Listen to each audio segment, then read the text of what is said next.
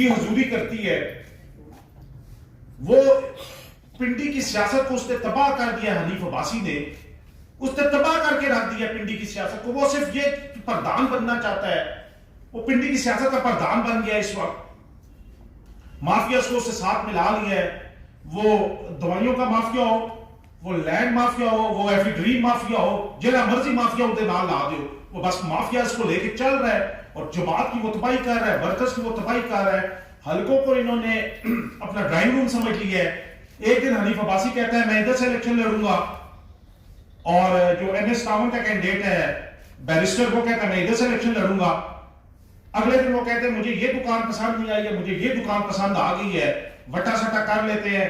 अब्बासी साहब यहां से उठते हैं यहां चले जाते हैं, ये यहां से उठते हैं यहां चले जाते हैं, ना हल्के के लोगों को पूछते हैं, ना वर्कर्स को पूछते हैं, ना हल्के के MPs टिकट होल्डर्स को पूछते हैं। तो मेरी गुजारिश ये है पार्टी से कि खुदारा जमात को बचा ले, खुदारा जमात को बचा ले। हमें दुख हो रहा है, हमें तकलीफ हो रही है, हम कर्ब में हैं, हम दर्द में हैं, वर्कर कर्ब में है, वर्कर दर्द में है। मियां साहब वर्कर की आवाज सुने, मरियम बीबी वर्कर की आवाज सुने, उस वर्कर की आवाज सुने जो आपके साथ 36 जिलों में मारे खाता रहा, जो आपके साथ नहर के पास जब शेयरिंग हुई थी तो आपकी गाड़ियों के आगे खड़े होते थे। उनकी आवाज सुन ले।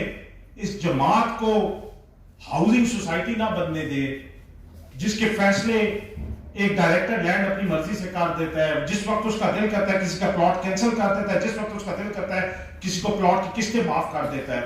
मुस्लिम लीग नवाज को एक डेमोक्रेटिक सियासी जमात रहने दे। ये डेमोक्रेटिक सियासी जमात है, इसके वर्कर्स ने मारे खाई है, पिछले 25 साल से हम लोग मारे खा रहे हैं। खुदारा इस जमात को बचा लें और देख लें कि कौन लोग हैं मियां साहब, वो कौन लोग हैं जो वोट की जगह नोट को इज्जत दे रहे हैं।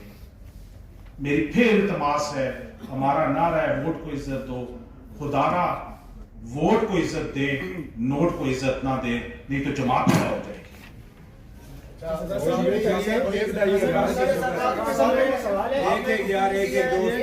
आपने इन दिनों में जब से ये मामला हुआ है, पहले भी आपके एक बयान सामने आया था कबल जब आपने बात की थी, तो क्या आपने कोशिश की थी कि क़यादत से कोई राब्ता किया जाए? शहबाज शरीफ है, नवाज शरीफ है, मरियम है, हमदा, कोई राब्ता आपने करने की कोशिश? देखिए जी, क्या रुकावटें थी? मैं जिस ओहदे पे पार्टी ने मुझे इज्जत दी, पार्टी की मानत है, कोई पता नहीं इस प्रेस कॉन्फ्रेंस के बाद शायद वापस भी ले लीजिए,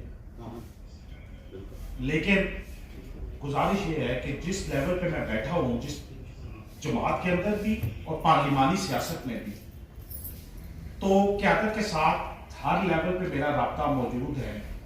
लेकिन वो राब्ता आपका इस वक्त क्या है, आपका ये मोबाइल फोन, इससे बड़ा वो राब्ता ये तो नहीं आप कर सकते कि आप मियां साहब के घर के दरवाजे पे जाकर खड़े हो जाए। आप मोबाइल फोन के जरिए आप उनको कॉल कर सकते हैं, वॉइस मैसेज कर सकते हैं, व्हाट्सएप भेज सकते हैं। वो सारे हरबे मैंने किए। मैं पहले गुजारिश की, हर लेवल पे मैंने कोशिश की कि किसी लेवल पे आवाज़ सुन ली जाए, किसी लेवल पे आवाज़ सुन ली जाए। लेकिन मैंने आपको गुजारिश की कि रास्ते में दीवारें ऐसी खड़ी कर दी गई हैं, वर्कर और क़यादत के दरमियान दीवारें ऐसी खड़ी कर दी गई हैं, नोटों के पहाड़ खड़े कर दिए गए जिनको अबूर करना इस वक्त मुमकिन नहीं था। तनवीर साहब की जहाँ तक बात है, टिकट रोकने में उनका किरदार बहुत है। उसकी वजह यह है कि वो जो सबसे बड़ा जिसको आप टाइकून कहते हैं, प्रॉपर्टी टाइकून, मैं नाम लूंगी तो आप नहीं ले सकेंगे। आप मलिक रियाज की बात कर रहे हो? मैं तो मलिक रियाज की खुल के बात करता हूँ, उस वक्त भी करता था, आज भी करता हूँ।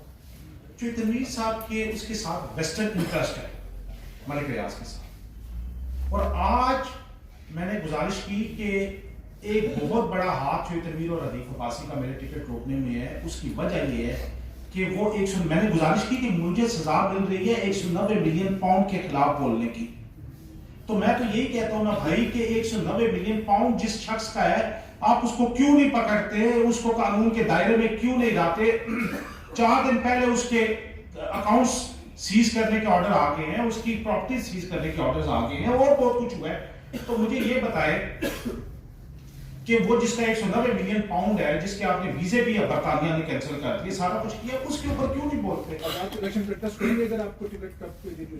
देखिए जी, आज रात तक हमारे पास वक्त है, आज रात तक हमारे पास वक्त है, क्योंकि कल पार्टी टिकट जाने हैं और निशानों के लिए जाना है।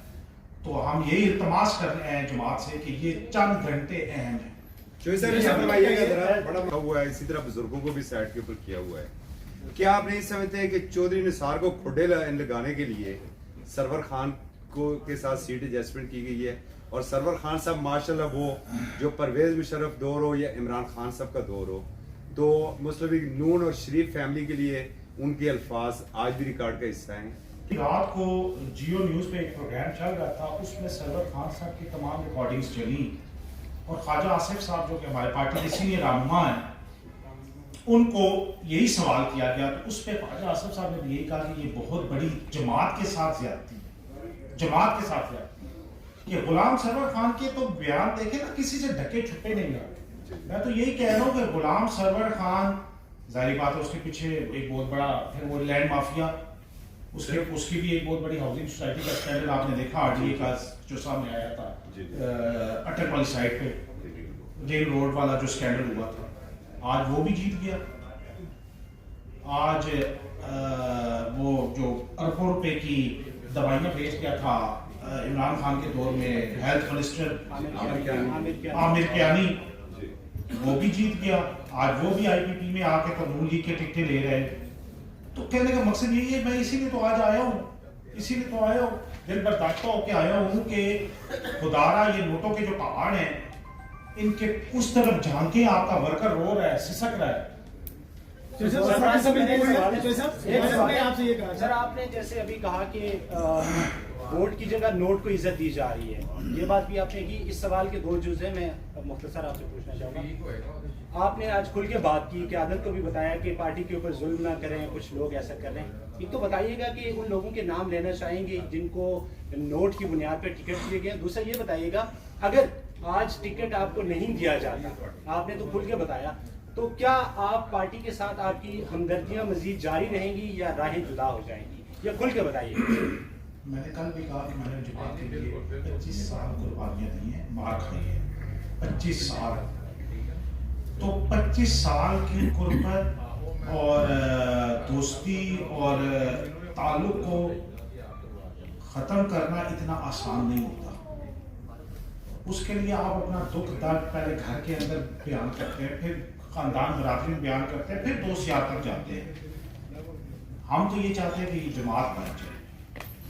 आप कह रहे हैं कि आपकी जमात के साथ हमदर्दियां जारी रहेंगी, मैं तो चाह रहा हूँ कि जमात बच जाए। क्योंकि आज मैं बोल रहा हूँ, कल गुजर खान से बोलेगा, परसों अटक से बोलेगा, उसके अगले दिन जेनम से बोलेगा, उसके अगले दिन गुजरावाला से बोलेगा, उसके अगले दिन लाहौर से बोलेगा। लाहौर में भी मैं आपको आज बता के जा रहा हूँ, बिफोर टाइम आज मैं आपको बता रहा हूँ, लाहौर में भी हाउसिंग सोसाइटीज वालों को टिकट दे दिए गए हैं, और वर्कर्स जो 3-3 दफा के एमपीएज और एमएनएज हैं, उनको उठा के बाहर फेंक दिया गया है, उनके दरवाजे बंद कर दिए गए हैं। सर किसी एक टिकट का नाम ले लीजिए प्लीज, जो आप कह रहे थे कि भाईजान मैं आपको बता रहा हूँ, पीपी 10, पीपी 11, वो मैं आपको बता रहा हूँ कि आप उनका देख लें, आपके सामने आ जाएगा। आपकी पार्टी लीडर ने ये बात कही है कि हम सारे पार्टी वर्कर्स को जिनको टिकट नहीं मिली उनको अकोमोडेट करेंगे, तो आपको अपने लीडर के ऊपर एतमाद नहीं है? उन्होंने ये बात सबके सामने की है। देखिए मुझे बता रहे हैं माजरत के साथ, क्या ये मैंने जिस तरह पहले कहा कि ये कोई हाउसिंग कॉलोनी है कि ये वाला प्लॉट छोड़ दो, कॉर्नर छोड़ दो, नॉन कॉर्नर ले लो, फ्रंट फेसिंग छोड़ दो, बैक साइड वाला ले लो, मस्जिद के साथ वाला प्लॉट छोड़ दो, कमर्शियल प्लॉट ले लो, ये वो हाउसिंग कॉलोनी है? भाई हमारे हलकों में हमारी मेहनत है, मैं 2 दफा एमपीए रहा हूँ, तीसरी दफा का टिकट होल्डर हूँ। हमारे हलकों के अवाम को हम कहाँ ले जाए? मुझे तो आज एडवाइजर आप बना देंगे स्पेशल सीट पे। मैं पब्लिक का बंदा हूं, मैं पब्लिक पॉलिटिक्स करने वाला हूं। ये इनाम जफर साहब पब्लिक पॉलिटिक्स करने वाले हैं, ये पब्लिक पॉलिटिक्स, ये अपने यूनिकॉर्न से चेयरमैन है। आप इनको कहेंगे आप चेयरमैन ही छोड़ दें अपने हल्के की आवाम को छोड़ दें, आपको हम जाके तो जो आपका है वहां पे आपको हम पॉलिटिकल एजेंट लगा देते हैं, आप 10 लाख रुपए महीना कमाना शुरू हो जाए।